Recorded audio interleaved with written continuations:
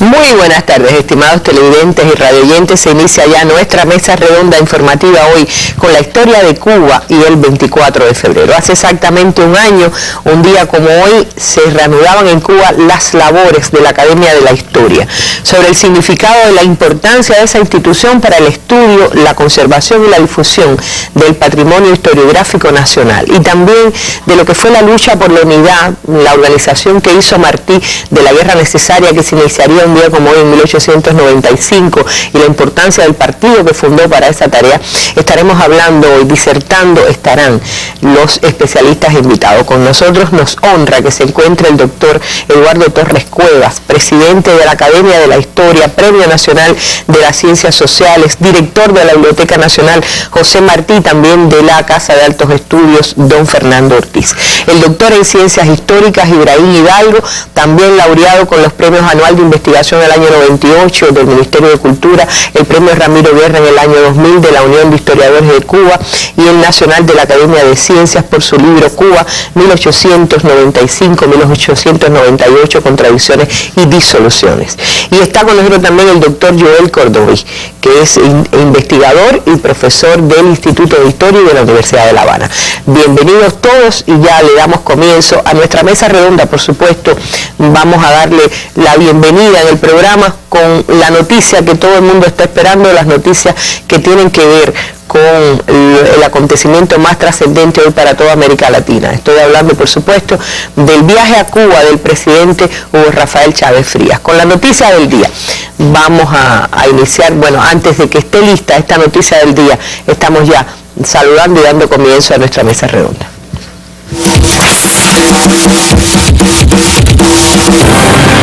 El presidente de Venezuela, Hugo Chávez, viajó a Cuba para ser sometido a una intervención quirúrgica. Antes de su partida, el mandatario venezolano reiteró su compromiso con el pueblo y por la unidad del país. Chávez ratificó la necesidad de continuar con el fortalecimiento de la verdadera democracia. Antes de partir, en el Palacio de Miraflores, el presidente de Venezuela dijo que se va fortalecido por todo el apoyo y el amor que ha recibido de su pueblo. No me voy, en verdad, de la patria. Ayer lo decía María León, nuestra querida camarada. Voy con el espíritu, quiero que lo sepan, muy fortalecido por tanto amor de nuestro pueblo, tanto cariño, tantas manifestaciones de buena fe, de buena voluntad del pueblo venezolano y más allá.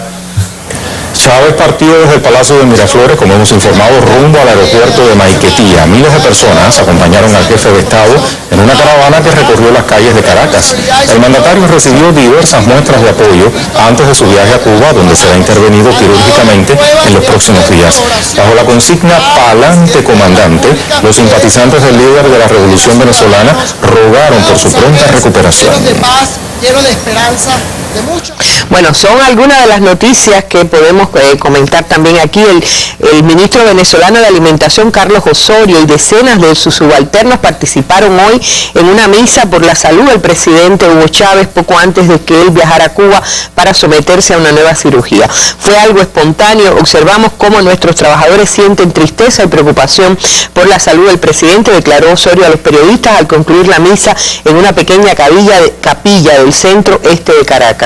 El ministro expresó su confianza en que Chávez regresará más fortalecido desde el punto de vista espiritual, humano y físico. Anoche, en un acto retransmitido en cadena nacional por radio y televisión, Chávez dijo que se preparaba para enfrentar el peor de los escenarios, tras serle detectada el pasado fin de semana lo que definió como una nueva lesión que obligará a una nueva cirugía esta semana que viene en La Habana. Agregó seguramente estar en Cuba durante varios días, aunque se mostró seguro de que no serán muchos, e insistió en que cumplirá el reposo postoperatorio en la isla. Bueno, también en días recientes, hoy mismo, el jefe de la Asamblea Nacional, Diosdado Cabello, negó que se pueda presentar un vacío de poder en el país por el viaje del presidente Chávez a Cuba para operarse de una nueva lesión, manteniendo a la vez sus funciones de gobierno. Cabello, quien es también vocero del partido PSV, afirmó: Chávez vencerá la enfermedad y regresará a Venezuela para retomar su campaña con mira a las elecciones, y la mesa de la ultraderecha, que sigue en su empeño de decir que aquí hay un vacío de poder, que se reserve su puesto para esa fecha. Indicó que el presidente está en plena actividad, él está activo y el gobierno funcionando, así que Cabellos dice que los que se declaran adversarios de la revolución deberían estar conscientes de que lo más conveniente es que Chávez esté aquí con nosotros. La Asamblea autorizó a Chávez a ausentarse del país, se espera que sea por más de 5 días, conservando todas sus funciones del gobierno. Son algunas de los comentarios de los cables que están circulando esta hora. Ustedes veían imágenes de la multitudinaria despedida que recibió el presidente Hugo Rafael Chávez Frías al partir de Caracas rumbo a La Habana, donde se le espera en las próximas horas. Seguramente los espacios informativos de nuestra televisión, nuestra radio y la prensa cubana estarán llevando los detalles de la llegada del presidente Chávez, en lo que constituye sin discusión la noticia del día y las imágenes del día, que también estaremos viendo seguramente al final de nuestra mesa redonda. Entramos ya en el tema de hoy, que tiene que ver con la historia de Cuba y el 24 de febrero.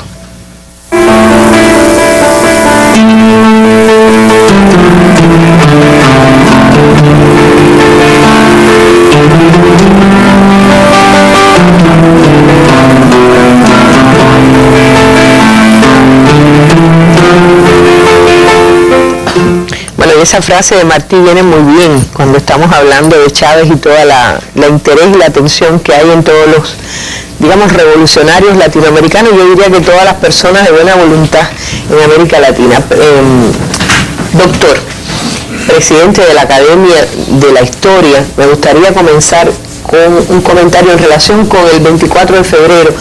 Recuerdo que al constituirse, al iniciarse las sesiones de esta asamblea, tanto usted como Eusebio Leal marcaban la importancia de que fuera el 24 de febrero que iniciara sus sesiones la Asamblea de Historia. Si bien el anuncio había sido hecho el 10 de octubre del año anterior, hace un año ustedes marcaban esta fecha. ¿Por qué es tan importante el 24 de febrero y ustedes lo destacan en la reinstalación de la Academia de la Historia? Bueno, ante todo, porque el 24 de febrero es una síntesis de numerosas, yo diría de prácticamente de todo lo que ha sido la historia anterior y el punto de partida también, y de continuidad de la historia posterior hasta nuestros días. Es la revolución de Martí, la de Maceo, la de Gómez, es la revolución de todos los cubanos de aquella época, es la revolución del Partido Revolucionario Cubano. Por tanto, todos estos elementos fundamentales, es la revolución cultural que implica el Mambisao y la vida revolucionaria del movimiento independentista cubano en todos sus aspectos, desde los poemas y las décimas en los campamentos mambises, desde los himnos como el himno invasor, que nació justamente de ese movimiento que se iniciaba el 24 de febrero, desde el pensamiento que le dio vida a ese 24 de febrero, sobre todo el de Martí, pero hay que unir también el de Maceo, el de Gómez, el de otros tantos. Yo diría que es una fecha que marca realmente de un modo u otro la madurez, la edad mayor de esta cubanía que venía formándose desde mucho antes. Es decir, siendo la misma guerra, hay una cualidad nueva en esta guerra que se inicia el 24 de febrero. Exacto. Hay que pensar, como decía Martí, que allí se sintetizaba un siglo de labor patriótica. Hay que recordar a Félix Varela, iniciador de un pensamiento propio, iniciador del pensamiento de la independencia, a la poesía de José María Heredia, que en aquellos orígenes escribió el primer himno cubano, el himno del desterrado, donde ya marcaba aquella idea de no en balde entre Cuba y España tiende inmensa sus olas en mar. Estábamos hablando de las décadas iniciales del siglo XIX. Y toda esa larga trayectoria que va a llevar al movimiento del 10 de octubre, de los padres fundadores de ese momento, de Céspedes, de Agramonte, que vivieron el primer momento de la Revolución Cubana. Esa revolución que ha sido continuada permanentemente y que puede también analizarse en sus diversas etapas, pero que esencialmente me parece que la figura de José Martí es clave en toda la historia del pensamiento. Algunas veces a mí me gusta decir que Martí, además de haber sido el organizador y el que dirigió la preparación de esta guerra, fue también el pensador del siglo XX, el hombre que estuvo en todos los movimientos del siglo XX importantes, desde la Revolución del 33 hasta el asalto a Moncada. Es decir, que es ahí, en ese 24 de febrero, donde está surgiendo un proyecto revolucionario que ha estado enmarcado en toda la proyección martiana. Y al mismo tiempo todas las contradicciones, porque no es solo la parte de lo que significa el proyecto revolucionario, sino de todas las contradicciones que implica crear una sociedad nueva, transformar una sociedad que ha estado dividida en estamentos estancos, que ha tenido a veces poca comunicación entre sus distintos elementos, y ahí hay la necesidad de empezar un camino que se inicia, pero que tendrá una larga duración. Yo diría que es como un camino permanente. Cada etapa tendrá sus elementos nuevos, pero es Martí quien da realmente lo que había logrado el siglo XIX y lo que debía lograr el siglo XX. Creo que ese aspecto es fundamental para entender por qué no solo era importante el 24 de febrero desde el punto de vista de verlo como historia, sino ver la historia como presente, claro, ver la historia como parte de nuestro propio yo, como para entendernos, para saber quiénes somos, para distinguir bien nuestras características. Es importante tener la historia no como un recuento del pasado, sino como esa vivencia, como esa parte que forma la vida cotidiana, la cultura y todos los elementos que nacen de esa acumulación de la cual somos herederos. A mí me parece importante que nos detengamos un poquito en la academia. ¿Qué cosa es la academia? A veces hay cierta confusión, algunos entienden que la academia puede ser como un lugar donde se reúnen la élite del pensamiento, un determinado pensamiento, a decretar qué es lo válido o qué no lo es. Pero me parece, quiero recordar unas palabras que decía Eusebio Leal entonces, cuando dice que la academia regresa con el espíritu creador y renovador que animó a sus fundadores. Sería bueno recordar quiénes fueron los fundadores de aquella academia de la historia original, con el propósito de constituirse no en una élite, sino en una vanguardia, para unir, fundar y solidificar. Sí, me parece muy importante destacar en qué condiciones surge la academia. La academia, como algunas de las instituciones más importantes que nacen con el comienzo del siglo XX, son instituciones de la lucha de la resistencia contra lo que venía impuesto, contra lo que podía incluso no ser impuesto, pero sí avasallador desde el punto de vista cultural. Por su influencia. Digamos de Estados Unidos. Exactamente. ¿Qué ocurre? Hay un grupo de intelectuales cubanos, entre los cuales me gusta destacar a algunos de ellos por su importancia en ese momento, como es Néstor Ponce de León, como es Gonzalo de Quesada, como es Domingo Figueroa Caneda, que es el creador de la Biblioteca Nacional de Cuba y uno de los creadores de la Academia de la Historia de Cuba, que fue el que publicó el periódico La República Cubana, el equivalente de Patria en Europa, y que fue un martiano ferviente. Estamos viendo su imagen ahora. Ellos lograron preservar y liderar una batalla por el rescate de una cultura que todavía no existía como tal. Existían elementos culturales que venían del siglo XIX, pero eso no estaba aún en una síntesis que te permitiera realmente poder proyectar. No había cuajado. No había cuajado. Y ellos se dedicaron a eso. Y se dedicaron a eso salvando instituciones, creando instituciones, el Archivo Nacional con Joaquín Llavería, la Biblioteca Nacional con Domingo Figueroa Caneda, la Academia de la Historia Historia, la Academia de la Lengua, la Academia de Bellas Artes. Era todo un proceso en el cual iban integrando los elementos que iban fortaleciendo la visión de la cultura. Son como columnas, ¿no? Son las fundamentales columnas para un proceso que empezaba. Porque prácticamente muchas veces hablamos del siglo XIX, hablamos de, digamos, la literatura de campaña, de la guerra. Pero había que procesar esa literatura de campaña, había que publicarla, había que darla a conocer. Y ese fue el trabajo que ellos se propusieron. Por tanto, la Academia nace en el año 1910 con la idea precisamente de trabajar todo lo que había dejado el movimiento independentista, todo lo que había dejado el siglo XIX en pensamiento, en cultura, en literatura, en todos sus aspectos. Ese proceso, que yo creo que es realmente poco estudiado. A veces cuando hablamos de la historia te decía, hay que verla como presente, no como pasado. Es la explicación de qué soy yo, de dónde vengo, a dónde voy.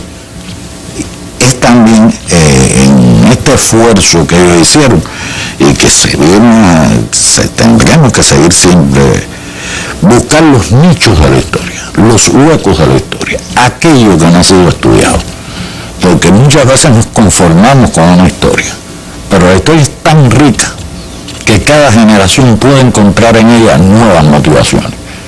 Cada generación puede buscar en ella nuevos elementos. Digamos, por ejemplo, lo que puede ser la historia de la Revolución Cubana. Está prácticamente virgen y es uno de los elementos más importantes para la formación de los jóvenes hoy.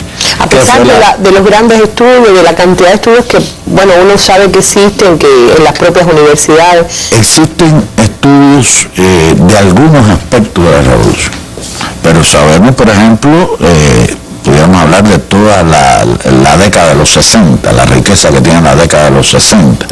Para los jóvenes, entender aquella juventud, entender no solo los hechos, sino el espíritu que animó a aquella juventud, entender cómo sentían, cómo actuaron. Eso resulta parte de la historia que hay que hacer. Y un poco nosotros estamos al renacer la Academia de la Historia casi en la misma posición de cuando nació. Es decir, tenemos junto con todos los historiadores del país, porque la Academia no es un centro de élite, ni es un centro que puede aislarse del movimiento. Al contrario, la Academia es una pieza más en el conjunto del esfuerzo que hace todo el país por aumentar y desarrollar el conocimiento histórico.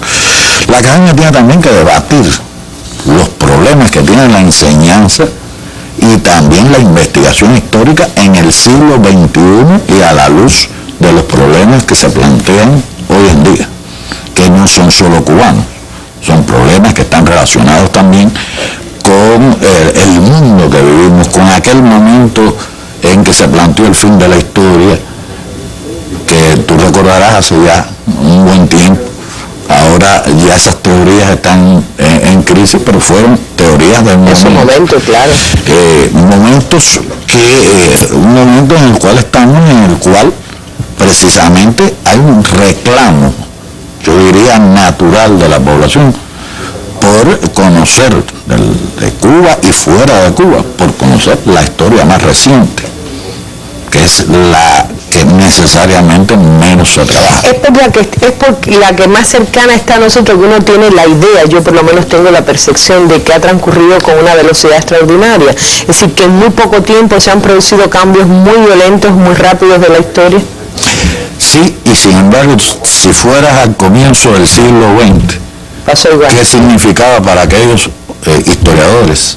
Y de ahí están los grandes nombres del siglo XX, Ramiro Guerra, Fernando Ortiz, Miro Argenter, es decir, Emilio Roy, que pasaron por la Academia, tuvieron quizás más o menos la misma situación o impresión. Tenían que hacer la historia de esa república que había surgido frustrada y tenían que rescatar una cultura que todavía no había sido dimensionada en toda su potencia.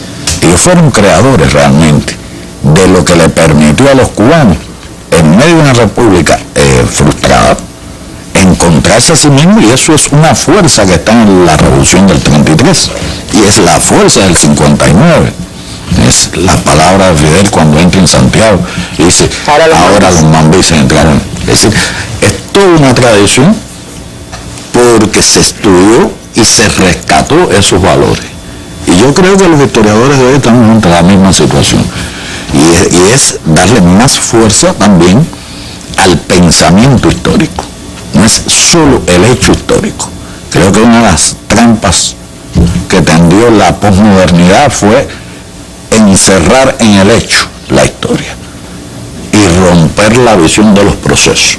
Es necesario un pensamiento histórico y es necesario el estudio de los procesos históricos para no quedarse en la anécdota, en el hecho, que puede ser muy interesante para una película del sábado por la noche, pero no siempre te da la dimensión y la explicación de todo lo que vale, de todo lo que forma parte de ti mismo. Ya entendí por qué el doctor Torres Cueva es el presidente de la academia, porque es además filósofo e historiador. Tiene muy clara la relación entre el hecho y su análisis y el pensamiento. Volvemos con usted, profe, hacia el final. Yo creo que es importante evaluar también, volver a la academia. Creo que corresponde, para información de nuestro pueblo, también decir los nombres de quiénes son los miembros de número, ¿no? Se dice de la academia, cómo se gana esa condición, etcétera. Pero yo les propongo ya entrar un poquito en la materia del 24 de febrero. Hoy es 24 de febrero en Cuba, quienes vivimos sobre todo en el oriente de Cuba, recordamos, digo Guantánamo, digo Santiago de Cuba, que allí se despierta los 24 de febrero con el sonido de la Diana Mambisa. No lo he escuchado nunca aquí, no quiero decir que no suene, pero por lo menos en el occidente nunca lo escuché. Pero vamos hasta Santiago de Cuba. ¿Cómo se conmemoró hoy esta fecha 117 años después de aquel alzamiento que fue conocido en la historia de Cuba como el Grito de Baile?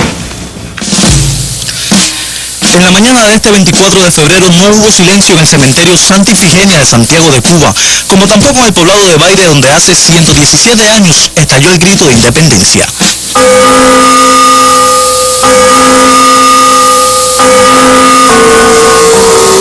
Una ceremonia militar protagonizada por cadetes de la Universidad de Ciencias Médicas de las FARC y alumnos de la Escuela Militar Camilo Cienfuegos de la Perla del Sur marcaba el tributo solemne que recibía José Martí, principal forjador de la guerra necesaria. Hacia la cripta de nuestro héroe nacional se condujeron estas ofrendas que distinguían el sentido homenaje del pueblo de Cuba, a quien aunó voluntades por doquier y organizó la contienda para poner fin al yugo español. Flores a título de Fidel, del presidente cubano general de ejército Raúl Castro Ruz, del pueblo de Cuba y del Consejo de Estado y de Ministros se colocaron frente al mármol blanco que inmortaliza al maestro en este campo santo. Mientras tanto, en el poblado de Baile se conmemoró la fecha con acto político en el conocido Parque de la Revolución y una peregrinación del pueblo hasta el cementerio de la comunidad, donde fueron honrados los patriotas Saturnino Lora, Florencio Salcedo, Juan Joaquín Urbina y Jesús Rabi. 24 de febrero, día de homenaje y trascendencia para Cuba, porque 117 años atrás, hombres valientes decidieron cambiar el destino de la nación. Desde Santiago de Cuba, Yailí Madrigal y Cuscota Radel, Sistema Informativo de la Televisión Cubana. Hasta un himno que cantábamos en la escuela en mi época infantil había, febrero 24, tu brillante resplandor, algo así, ¿no? Sí, así. Digo, hoy uno no lo siente, no creo que se marque. De todas maneras, quiero con el doctor Ibrahim Hidalgo precisamente hablar de las casualidades y las causalidades de la historia. No era el 24 de febrero la fecha originalmente concebida para el inicio de la guerra necesaria de José Martí. No, realmente es una serie de circunstancias las que van a propiciar que sea el 24 de febrero. Como decía Torres Cuevas, el 24 de febrero es el hecho. Creo que hay que ver el proceso hasta que se llega a este alzamiento. Creo que lo más importante es destacar que el inicio de la guerra se debe sin duda al genio político-militar de José Martí, junto con la concepción político-militar también de Gómez, de Maceo, de Serafín Sánchez, de Carlos Roloff, de un grupo muy amplio de combatientes que al mismo tiempo son personas de pensamiento y que lograron aunar a todos los combatientes y a la enorme mayoría del pueblo cubano en torno a la idea de independencia. En torno a la idea de la independencia y en torno a la idea de la necesidad de una guerra para alcanzarla, que no había otra solución, que el autonomismo no era la solución adecuada y que el anexionismo lo único que podía traer como consecuencia era la desaparición de la nacionalidad cubana. Ahora, ¿cómo se llega hasta esta fecha? Bueno, en primer lugar, el Partido Revolucionario se crea, el Partido Revolucionario Cubano, se crea por José Martí y se funda por José Martí y sus más cercanos colaboradores el 10 de abril de 1892. Y es desde el 92 hasta el 94, y voy a señalar por qué el año 94 inmediatamente, hay una acumulación de fuerzas, hay una acumulación de recursos y un despliegue organizativo, un despliegue de lucha ideológica que va a ser decisivo para podernos explicar el inicio de la guerra. Esos son los años de búsqueda sobre todo de las bases en emigrantes, ¿no? Entre los emigrantes. Bueno. Pero no solo entre los emigrantes. En la emigración y en la isla. Sí. Hay algo que es tan elemental que parece casi innecesario decirlo, pero que si no se reitera, pues queda un poco, y yo por lo menos en lo personal me quedaría muy insatisfecho. El Partido Revolucionario Cubano es una organización político-militar para organizar la guerra. Y esa guerra, donde se iba a llevar a cabo, era en territorio cubano.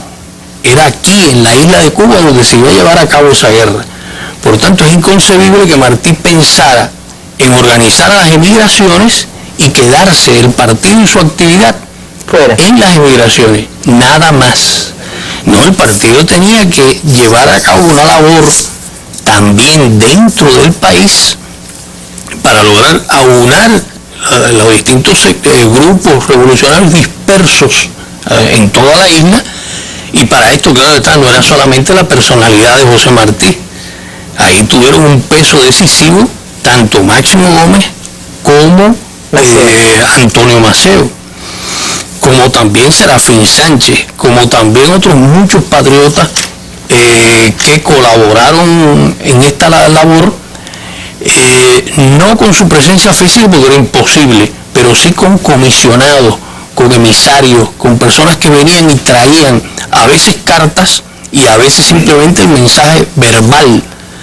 Y así se fue uniendo dentro de la isla todo aquel ejército disperso, el ejército libertador que había quedado desde la guerra de los 10 años en las bases populares de nuestro pueblo, con las tradiciones de lucha dentro de nuestro pueblo. Me parece importante, porque creo que le he oído decir incluso a usted otras veces, el contenido de ese partido, es decir, las fuerzas que integran ese partido también hacen que hay una relación nueva entre las bases que van a apoyar el proceso, la revolución en Cuba. Es decir, se trata también de trabajadores, ya no es aquellos movimientos revolucionarios originales que tienen otro origen, ¿no? Sí, el contenido de las bases de las organizaciones revolucionarias, en el caso del Partido Revolucionario Cubano, es fundamentalmente de trabajadores. Entendiendo por trabajadores, como lo entendía Martí, todo aquel que gana sustento con su trabajo. No quiere decir solo la clase obrera, porque nos quedaríamos en un marco muy reducido, puesto que recordemos que estamos hablando del siglo XIX cubano y las emigraciones cubanas y puertorriqueñas, que no eran precisamente de la gran masa obrera, pero sí de trabajadores, de personas que ganaban su vida con su trabajo. Cuando hablamos del partido, siempre tenemos que tener en cuenta que no era una afiliación individual al partido, sino una afiliación a través de los clubes revolucionarios. Es decir, la estructura... La motivación es la guerra. La motivación es la guerra y la organización de base es el club. en las localidades, es decir, Tampa, Cayo Hueso, Nueva York, Ocala, se agrupaban los patriotas en los clubes revolucionarios. A veces se elegía un cuerpo de consejo que es el que iba a dirigir el conjunto de los clubes. Todos estos, los mecanismos de dirección eran democráticos en la base y mediante elecciones elegían a su directiva. Esa directiva nombraba como representante ante el cuerpo de consejo, que vendría a ser un organismo intermedio, a su presidente.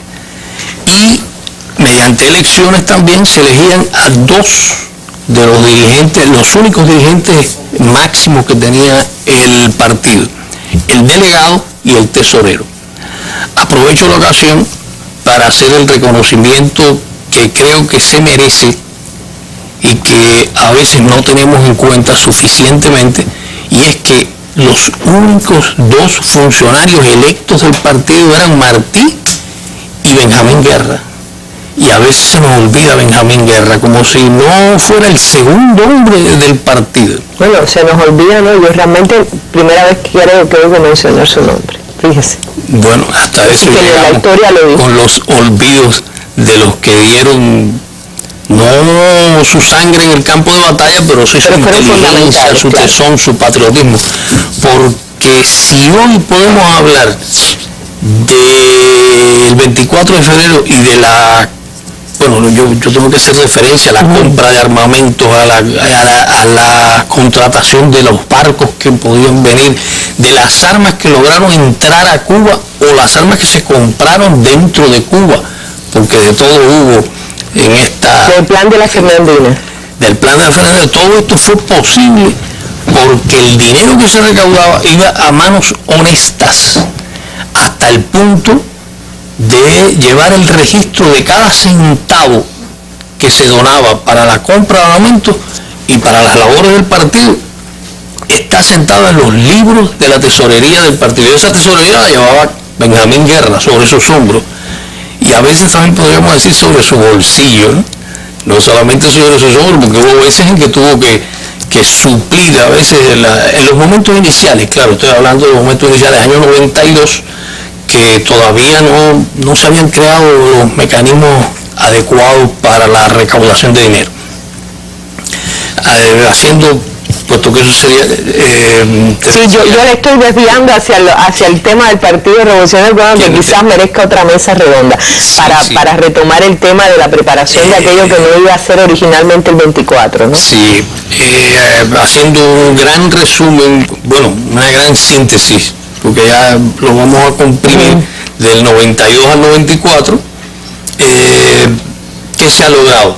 Bueno, se ha logrado una recaudación sistemática con toda una política, una estrategia, bueno, podríamos llamar una estrategia para sufragar la guerra, que se basaba no en apelar a los grandes propietarios, a los grandes terratenientes, no, en modo alguno. Esto es una guerra popular y Martí lo sabía, que no podía haber compromisos con ese tipo de personas.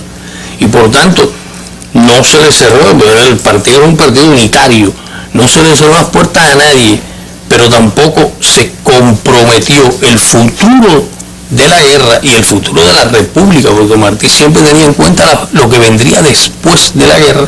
No se comprometió a recaudaciones que no fueran precisamente recaudaciones de hondo sentido popular.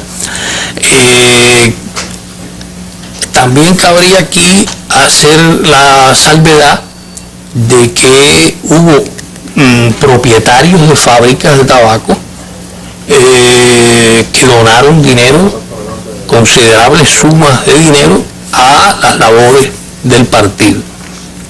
Lo voy a personalizar, puesto que no solamente fue un hombre que donó dinero, sino que además hizo labores de emisario de Martí, del Partido Revolucionario Cubano, a Eduardo Hidalgo Gato.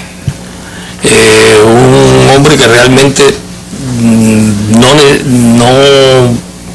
su patriotismo fue lo que lo movió, porque realmente su situación económica era sumamente holgada. Era un hombre que tenía una cantidad de dinero bastante fuerte y que pudo en determinados momentos hacer donativos que salvaron situaciones conflictivas.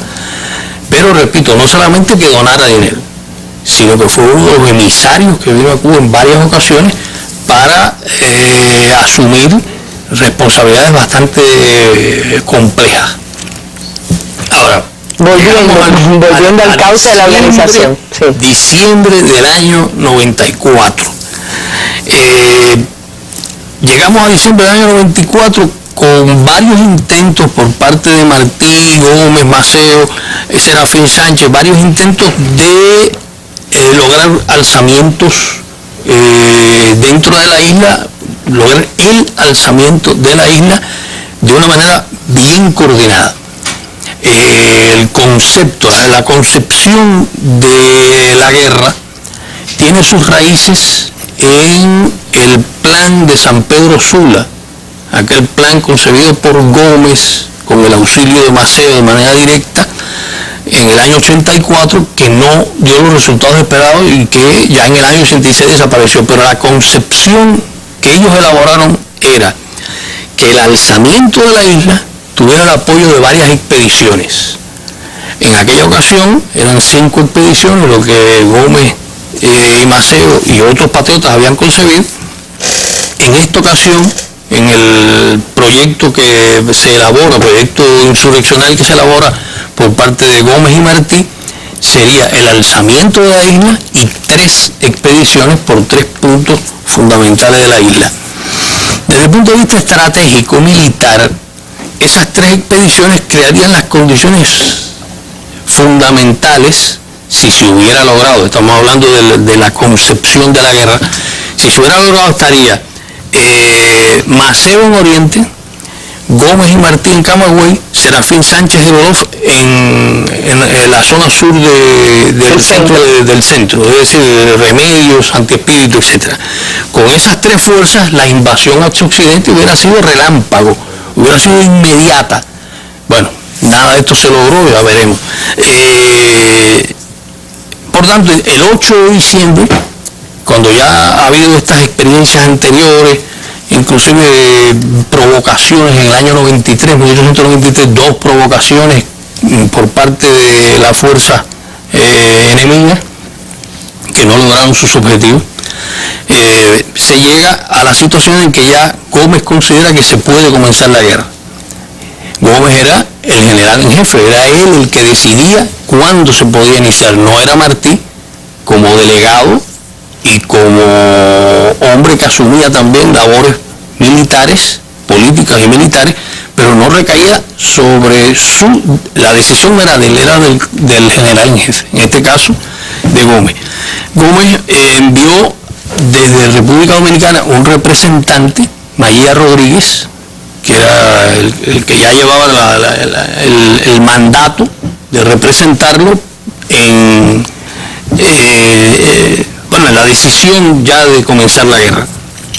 Allí estaba en Nueva York Collazo, Enrique Collazo, que había llegado de La Habana para otras funciones, que era la de precisamente acelerar, pedir que se acelerara el inicio de la guerra, y en este caso el delegado José Martí. El 8 de diciembre se reúnen, se elabora el plan de alzamiento, que es un documento minucioso, bastante extenso, donde se dan todas las instrucciones de cuándo comenzar la guerra. Decía que la guerra se comenzaría a fines de ese mes, es decir, mes de diciembre. Diciembre del 94. Diciembre del 94, a fines de ese mes. Y se dan otras instrucciones, inclusive instrucciones políticas de cómo manejar el caso de los españoles, de los cubanos, etc. Ahora bien, esta es la parte operativa de la guerra. El plan de alzamiento que se hace llegar a Cuba por vía secreta. Llega a Cuba, inmediatamente comienza Juan Gualberto Gómez la labor de difundir la orden a las distintas bases en todo el país. Ahora, en el caso de Martí, podremos decir, en terminología actual, que pasa totalmente a la clandestinidad. Es decir, asume un nombre, un seudónimo, que es D.E. Mantel. un supuesto inglés que se aloja en el Hotel Saint Denis, en la calle Broadway. Es una calle populosa, Broadway y calle 11, un lugar populoso, de modo que no llamara la atención. Y además de eso, ese Mantle abre una cuenta corriente en un banco, deposita primero 4.500 pesos, después 5.500 pesos y comienza a operar con ese dinero, de modo que se compran armas y se contratan los tres vapores que iban a venir hacia Cuba. Pero uno de los individuos que tenía en su poder armas desde tiempo atrás y que en esta ocasión recibe una orden de compra pequeña, Fernando López de Queralta, es el individuo que comienza a realizar acciones que evidentemente no son casuales y que ponen en evidencia ante las autoridades, alertan a las autoridades de que algo extraño está pasando con los cubanos. Recordemos, y esto sería todo otro asunto, que Martí, en primer lugar, y el resto de los complotados estaban bajo vigilancia de las agencias de espionaje, tanto españolas como cubanas. Se llega a mediados de diciembre con esta situación extraña de López de Queralta y Martí se da cuenta de que hay que hacer cambios en la disposición de la salida de los barcos, puesto que ya los dueños de los barcos conocen que algo está pasando con el que los ha contratado. De modo que por eso es que se demora y no es a fines de diciembre cuando ya comienza la guerra, sino que pasa a enero. En enero, ya el 10 de enero se da, por todos los historiadores, se da como la fecha en que los funcionarios de aduana y del Tesoro comienzan a actuar contra los barcos. Es decir, se centran en los barcos porque ahí están las armas y no se podía empezar la guerra sin las armas, de modo que incautan las armas, paralizan los barcos, es decir, los detienen y como es lógico, todo esto trae como consecuencia la paralización de el inicio de la guerra. No obstante, Martí se reúne con sus más cercanos colaboradores el día 13 de enero en un hotel de Jacksonville y se considera que se puede continuar la acción, el plan. Se le comunica a Juan Gualberto Gómez y este acepta que a pesar de todos los contratiempos que ha habido, se puede continuar la guerra. De modo que se informa a todas las bases nuevamente dentro del país y por otra parte Martí informa a Maceo y a Gómez de la nueva situación y se pasa a una nueva fase. El 29 de enero de 1895 se firma la orden de alzamiento. Y bueno, podríamos parar aquí porque aunque lo que nos queda simplemente es decir que con la orden de alzamiento Juan Gualberto Gómez, con esta orden en la mano, toma una decisión, lo que se denomina Junta de La Habana, toma la decisión de que sea el 24 de febrero porque hay carnavales y se pueden desplazar sin llamar mucho la atención hombres y armas a caballo. Historia que va a repetirse al cabo de tantos años después. Gracias, profesor. Yo les propongo ahora ir hasta Guantánamo. De mis recuerdos infantiles decía que uno se despertaba un día como hoy con la Diana Mambisa. Hay seguramente celebraciones en este territorio y también polémica en cuanto al papel y lugar de Guantánamo en el alzamiento del 24 de febrero de 1895. Veamos este reportaje. En La Confianza, escasos kilómetros al sur de la entonces villa de Guantánamo, se alzó el mayor general Pedro Agustín Pérez y un grupo de revolucionarios cumpliendo la orden de alzamiento dada por el delegado del Partido Revolucionario Cubano.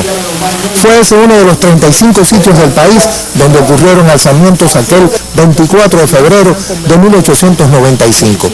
José Martí, brillante organizador de la epopeya, en las indicaciones enviadas a Juan Gualberto Gómez, había señalado que el levantamiento debía ser simultáneo para que la llama bélica prendiera en toda la isla y lograr la independencia de Cuba, requerida para cortar el paso hacia el sur del naciente imperio yanqui. En Guantánamo, Pedro Agustín Pérez fue secundado por los complotados de Tiguabos, San Andrés del Vínculo, El Yarey, Cecilia y Baitiquirí. El papel jugado por el adalid local en el inicio de la contienda en esta parte del país fue resaltado en el acto en La Confianza o el mausoleo al mambisado guantanamero y en el semi-internado 24 de febrero de la capital de la provincia. Como prueba de la seguridad depositada en él por Martí y Antonio Maceo, Periquito fue designado representante del Partido Revolucionario Cubano y a la vez jefe militar de la región, caso único en Cuba. Los alzados en La Confianza, a pedido de Emilio Giró Hoyo, suscribieron un acta donde se proclamó la independencia de la isla, lo que constituyó un gesto singular no repetido en aquella jornada patriótica. En el acto presidido por los miembros del Buró Provincial del Partido, Esteban Álvarez Lavaceno y Marilú Ley Valores, fue resaltado además el hecho de que la primera victoria de las fuerzas cubanas en la guerra recién comenzada se logró en la tarde del propio 24 de febrero en Guantánamo. El joven Enrique Tudela y un puñado de valientes tomaron el fortín de Morrillo Chico en la costa sur del territorio, donde ocuparon armas y municiones. Tanto en La Confianza como en el semi-internado 24 de febrero, los guantanameros ratificaron su compromiso de defender a la revolución y exigieron la inmediata libertad de los 5 héroes antiterroristas cubanos. Desde Guantánamo, Sin Castillo, Sistema Informativo de la Televisión Cubana.